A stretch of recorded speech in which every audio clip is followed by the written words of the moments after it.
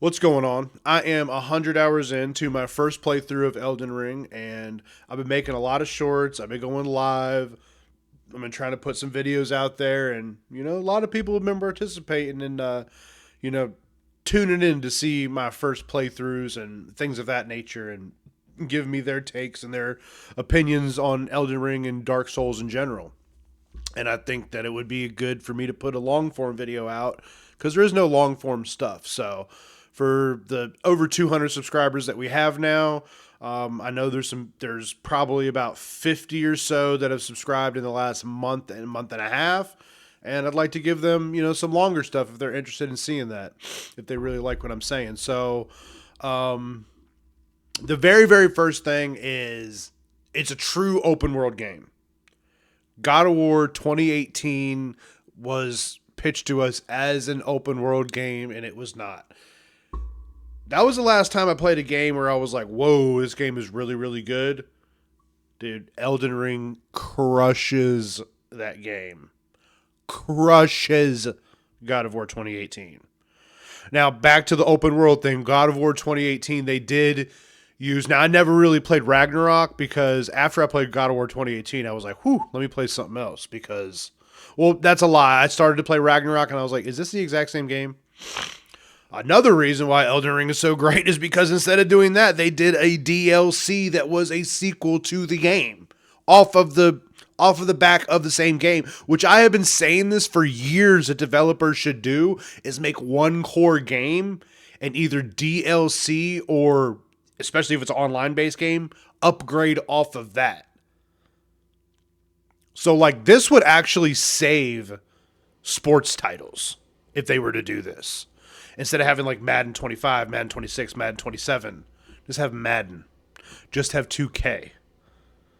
And then whatever the base, I mean, this is totally going off of tangents here, but anyways, Elden Ring is a really, really good game, and it crushes God of War 2018, which is the last game that I played that totally blew my mind. And that's no knock on God of War 2018 at all. Like, Elden Ring annihilates that game and pretty much every other game that I've played. I don't know if I've ever played a game 100 hours and still been in like the middle to beginning of the game. I mean, this game is absolutely insane. The amount of creative ways that you're forced to approach bosses and enemies is unmatched on any other game that I played. And I don't know if this is like a Dark Souls thing or if this is an Elden Ring thing, but it is really, really, really cool to see that because bosses or enemies you avoided before, you go through there, comb through that area later on, and you melt them like butter. Like Limgrave. I had explored the shit out of Limgrave because I had unlocked Caelid, but I really wasn't at the point where I could beat Margit yet. And I was just going through Limgrave, through Limgrave, through Limgrave. Then Caelid started getting a little easier. I got past Margit. I got past Godric. I went to Liurnia of the Lakes. There was a whole nother world out there to explore, which it was a lot harder to find stuff in there because, the both sides of the lakes and, it's not as open as Limgrave was. Eventually, I go back to Limgrave, comb through it again, and start finding more stuff. Then I discover that there's an underground cave system, like sewer system over there. I was like, holy shit. And this is before I beat Radon. So with beating Radon, that would mean I have two of the whatever, what is it, 7 or 8, however many great runes there are. I think there's 7. So I beat him. So I think technically now I think I'm 30% done with the game. Before I was only 15% done. That is still a long ways off. So like I thought Limgrave was the main area and I knew there would be a little bit more of an area. So I thought it was Caelid and then there was something like in the south of Limgrave that I was like, okay, they'll expand that a little bit. So then when I finally like got past, Margin, I was like, well, this map doesn't look very big. Where could the rest of it be? And there it was. And then I'm pretty close to the city now, Lendil or whatever it's called. I'm in that area, but I really haven't messed around too much. But dude, this game is so freaking big, so well done, and it's a true open world game. This man, I'm nerding out over that part just alone. Moving on, let's talk about the interaction of the NPCs. All right. So I've heard a lot of people say that the NPCs in this game, there's not enough of them, or they need to be more interactive, or what have you. I want to say that I appreciate so much the way that the developers have implemented the NPCs into this game. Now, many people are going to say, "Oh, well, Elden Ring doesn't have much of a story. I don't like the story." By definition, a story-based game, like this is the story, you're a vessel for the story along the way. Those games by definition hold your hand, which is what makes Elden Ring such a good game.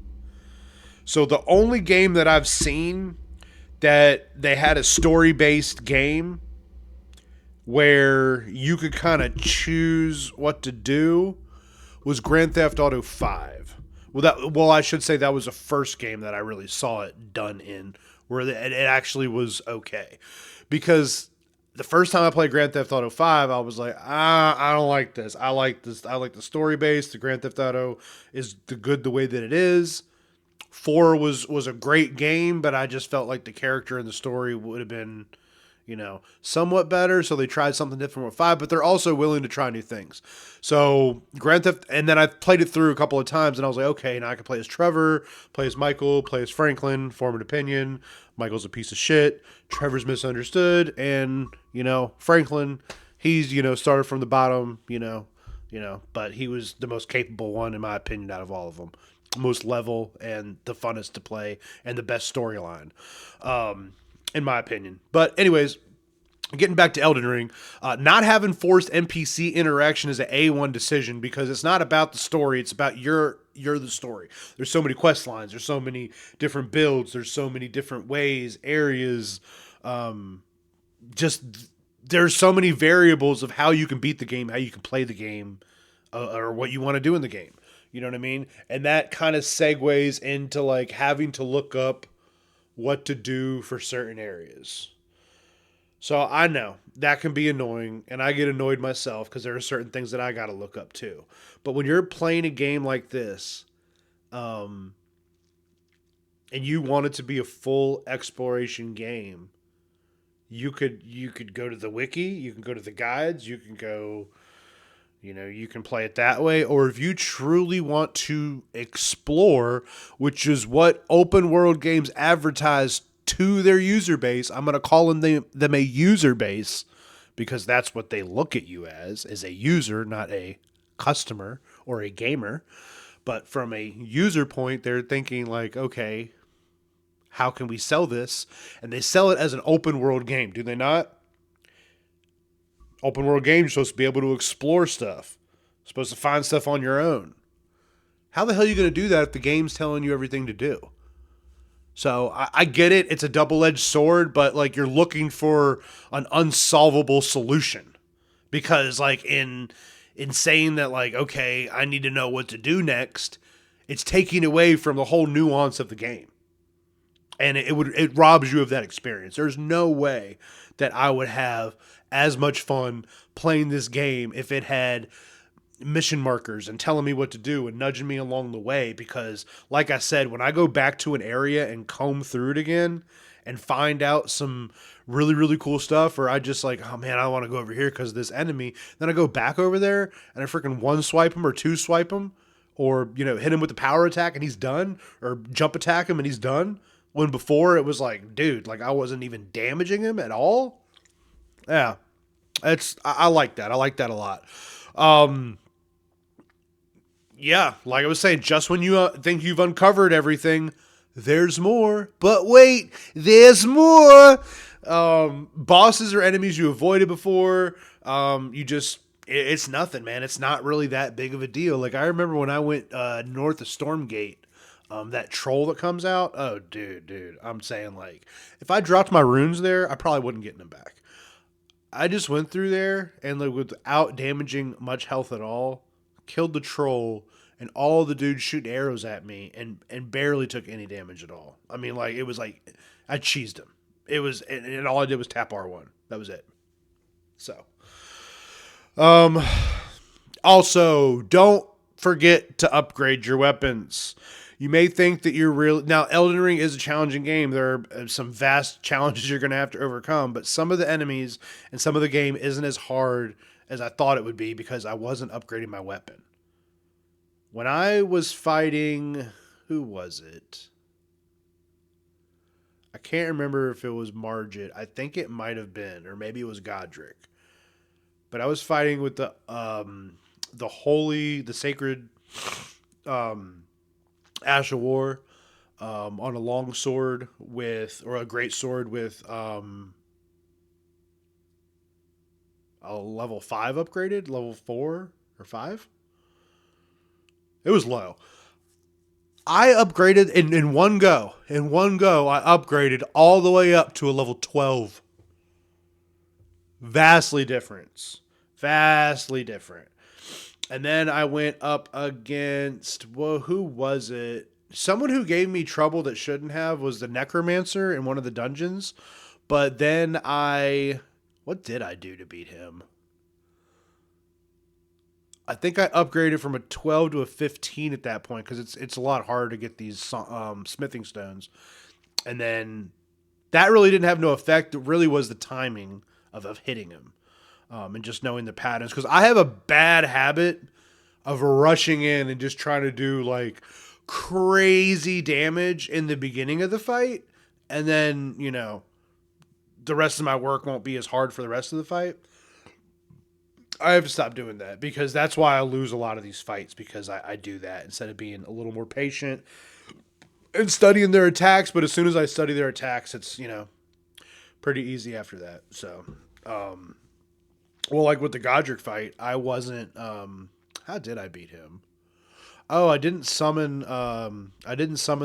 whoever I was supposed to summon before I went in there. And once I did that, I think it took me like 2 or 3 times to beat him. And dude, I was like pissed.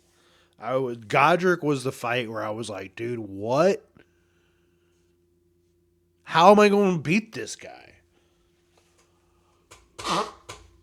But I'm also learning a lot of things as the game is progressing too. So, dude, this game is fucking awesome. I love it. I love this game. I love this game. Such a good game. Such a good game.